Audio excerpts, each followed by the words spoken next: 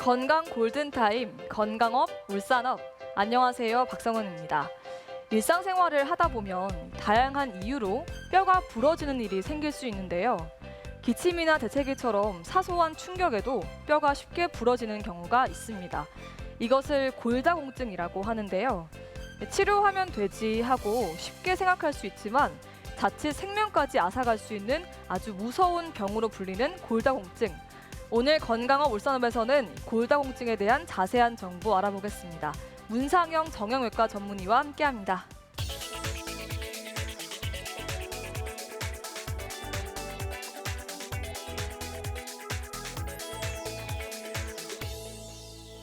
네, 선생님. 먼저 골다공증은 어떤 질환이고 또 골다공증이 생기는 원인은 무엇일까요? 골다공증이란 한마디로 뼈가 약해져서 부러지기 쉬운 상태를 말합니다. 뼈의 양이 감소하고 질이 하락하여 뼈의 강도가 약해지고 가벼운 충격에도 골절이 일어날 가능성이 높아집니다. 골다공증의 원인은 유전적인 요인도 있고 이른 폐경이나 류마티스 관절염 같은 질환이나 흡연, 음주와 같은 생활 습관도 원인이 될 수 있습니다. 활동이 너무 적거나 햇볕을 너무 안 쐬는 것도 원인 중에 하나입니다. 네, 골다공증을 침묵의 질환이라고 부르기도 하던데요. 이유는 무엇일까요? 골다공증은 골절이 생기기 전까지는 증상이 없기 때문입니다. 하지만 골절이 생기면 그에 따른 여러 증상이 발생할 수 있습니다. 여러 부위에 골절이 발생할 수 있지만 특히 손목, 척추, 고관절에 자주 발생하고 특히 고관절에 발생하는 골다공증성 골절은 사망률이 좀 높습니다. 골다공증은 평소 증상이 없는 거에 비해서 한 번 증상이 생기면 그 정도가 굉장히 심하고 후유증도 상당한 것이 특징입니다. 네, 보통 골다공증 하면 여성들, 특히 갱년기를 지난 여성들을 많이 떠올리게 되는데요. 남성들의 경우도 이 골다공증이 나타난다고 하던데 여성들과 차이가 있을까요? 흔히 골다공증 하면 여성만의 질환이라고 생각하는 경우가 많은데요. 남성 역시 여성만큼이나 골다공증을 간과해서는 안 됩니다. 남성 골다공증 발생률이 점차 증가하고 있고 오히려 골다공증성 골절로 인한 사망률은 여성보다도 높기 때문입니다. 음주, 흡연 등 여성보다 골다공증을 악화시키는 나쁜 습관을 지닌 경우가 더 많고 5, 60대가 되면 남성 역시 호르몬 분비가 감소되어 뼈가 빠르게 약해집니다. 네, 관절염을 앓는 경우에 골다공증 위험이 높다는 이야기를 들었고요.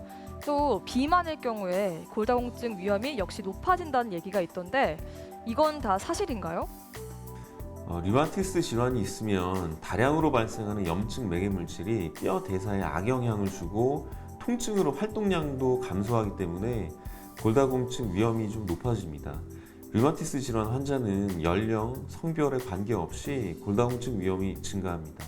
다만 비만한 경우에 체중 증가로 뼈의 하중이 증가하고 이를 견디기 위해 골밀도가 증가하는 효과가 있기 때문에 일반적으로는 체중이 많이 나가는 사람은 적게 나가는 사람보다 골다공증 위험도는 낮다고 알려져 있습니다.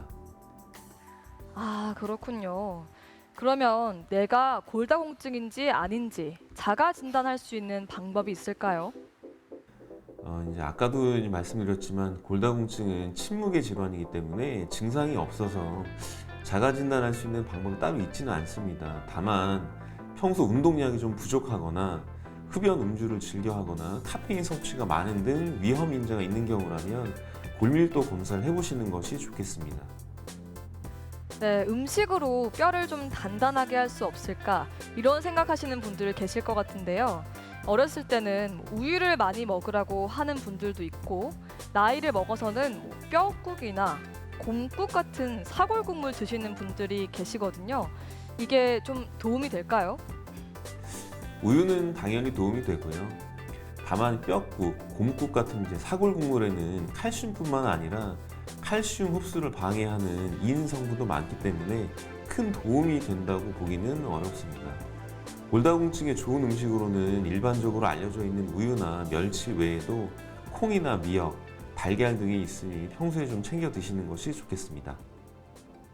네, 그럼 마지막으로 골다공증의 치료 및 예방법은 어떻게 될까요? 골다공증은 한번 생기면 정상 수준으로 회복하는 것이 쉽지 않기 때문에 무엇보다 예방하는 것이 가장 중요합니다. 적절한 체중을 유지하고 흡연과 음주를 조절해야 하겠습니다.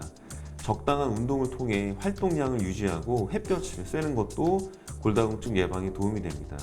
골다공증이 발생했다면 생활습관 개선과 더불어 약물 치료를 하며 골절의 위험 요소를 없애는 것이 중요합니다. 모든 약물 치료에는 칼슘과 비타민 D를 함께 투여하는 것이 좋겠습니다. 네, 말씀 잘 들었습니다. 이 골다공증은 고령의 환자일수록 낙상을 조심해야 한다고 합니다.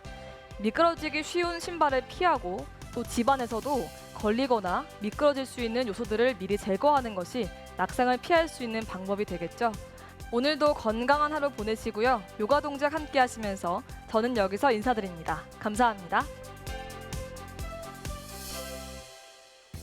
오늘 저와 함께 배워보실 자세는 어깨 유연성 향상과 강화를 도와주는 자세입니다. 자, 편안하게 앉으신 상태에서 양팔을 옆으로 뻗어 손바닥 정면, 팔꿈치를 구부려 니은자 모양을 만들어주세요. 마신 호흡에 팔을 뒤로 활짝 열었다가 내쉴 때 내 가슴 앞에서 손바닥과 팔꿈치를 붙여줍니다. 마시며 뒤로 활짝, 내쉬며 팔꿈치까지 붙여주세요. 자, 천천히 20회 반복하시면서 모으셨을 때 팔꿈치가 너무 아래쪽으로 떨어지지 않도록 주의해 주세요.